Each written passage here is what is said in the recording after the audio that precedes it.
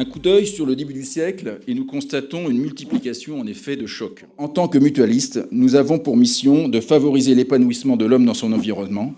Il est donc important que nous soyons exemplaires et force de proposition pour des modèles économiques qui redonnent aux jeunes notamment des raisons de penser que nous ne sommes pas indifférents à la situation et qu'au contraire, nous nous mobilisons pour leur permettre de se construire un avenir heureux.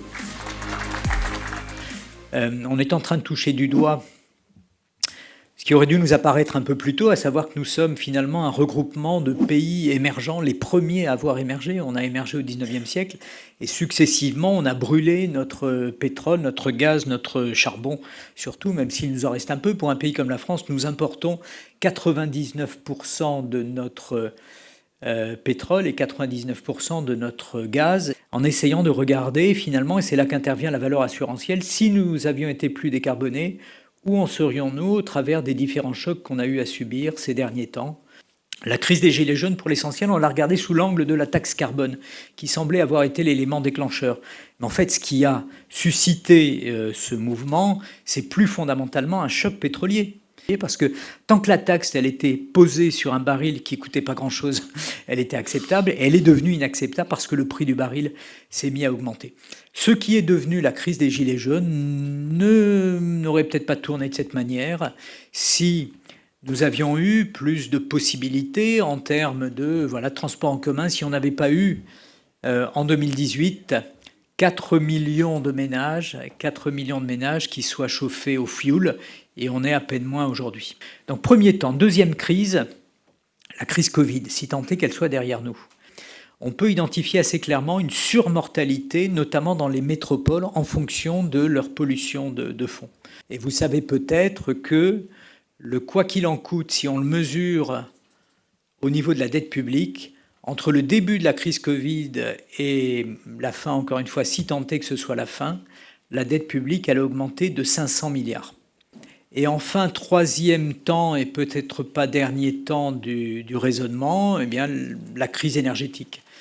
Ce qui nous est infligé à l'heure actuelle oblige l'État à mettre en œuvre des boucliers qui, entre 2021 et 2023, vont coûter à peu près 100 milliards d'euros, sans doute un peu plus. Il y a de bonnes raisons d'imaginer qu'on aurait économisé en investissant quelques dizaines de milliards de plus au début du siècle dans des technologies plus matures, d'ores et déjà matures, de décarbonation. On aurait été plus décarboné, on s'en porterait mieux.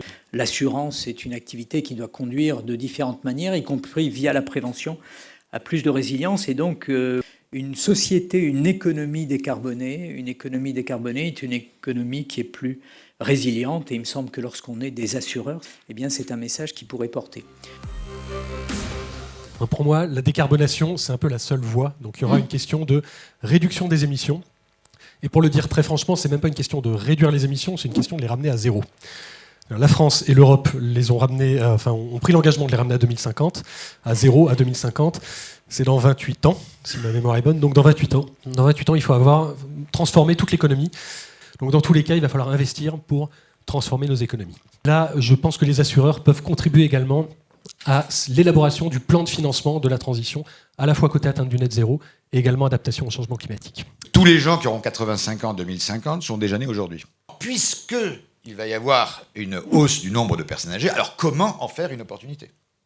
Et c'est là qu'intervient ce qu'on appelle vulgairement la silver economy, et moi j'en dirige la filière, c'est d'essayer de regarder comment n'importe quel agent économique peut faire du vieillissement démographique une opportunité, en termes de croissance, de création d'emplois, d'innovation. C'est qu'en fait, le vieillissement, ça se prépare dès l'âge de 20 ans, avec un mode de vie qui permet de vieillir autant que possible en bonne santé. Est-ce que les changements climatiques ont des effets sur les migrations internes ? Où, en fait, la France n'est pas un pays homogène d'un point de vue climatique. En gros, il y a 7 milieux climatiques différents.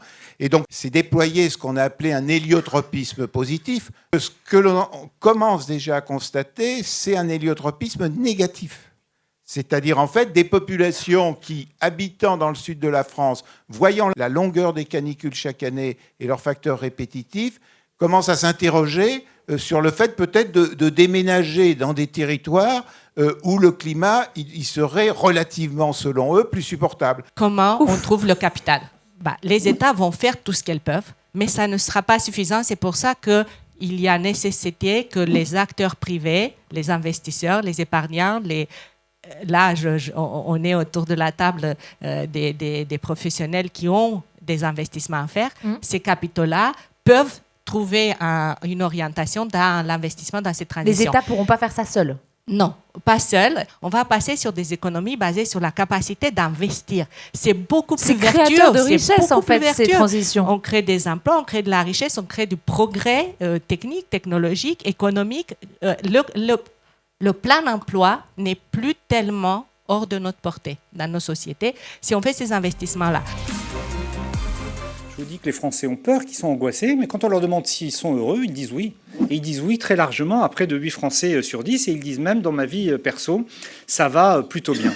Donc le travail n'occupe plus cette centralité.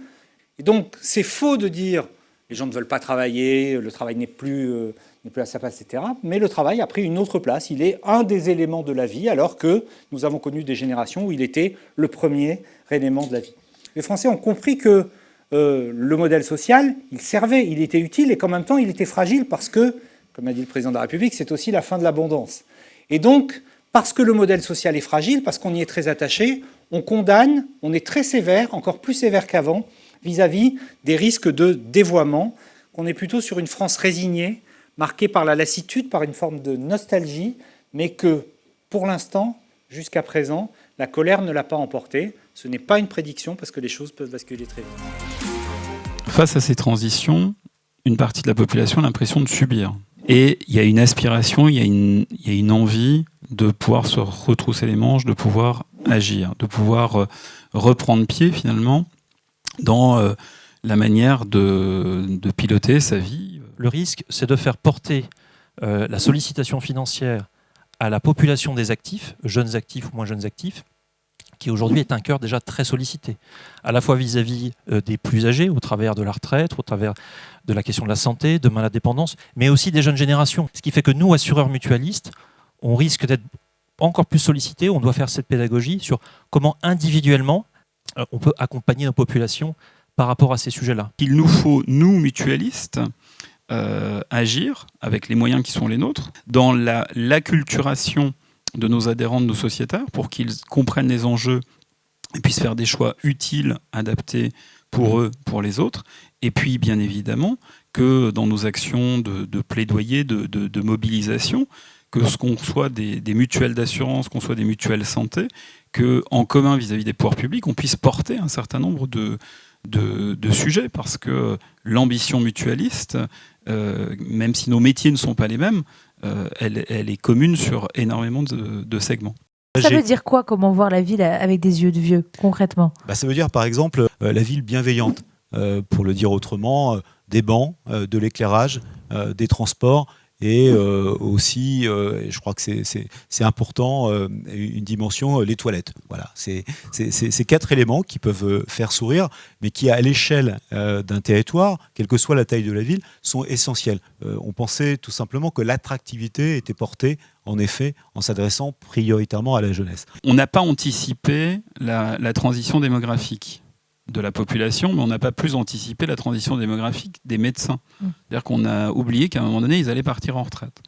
Donc voilà, on sait que jusqu'à la fin de la décennie, le nombre de médecins va baisser. On va attendre 2035 pour retrouver le même nombre de médecins qu'aujourd'hui. Mais on va retrouver le temps médical dont on dispose aujourd'hui qu'en 2040. Pour évoquer l'actif, tous nos investissements, et je pense que c'est une voie extrêmement fructueuse aujourd'hui. Je crois que c'est là qu'on a le plus d'impact. C'est comment on va au-delà de ce qui devient aujourd'hui de la normalisation avec l'ESG, comment on devient des investisseurs actifs, voire activistes sur les questions du climat. Nous, c'est ce qu'on commence à faire dans le groupe sur nos politiques de vote, là où on investit l'argent de nos sociétaires. Et c'est là aussi où on peut se différencier, c'est-à-dire donner du sens à l'argent que nous confient nos sociétaires. Et à cet égard, je crois que dans ce contexte, notre modèle mutualiste, basé sur un modèle participatif, apparaît comme extrêmement moderne.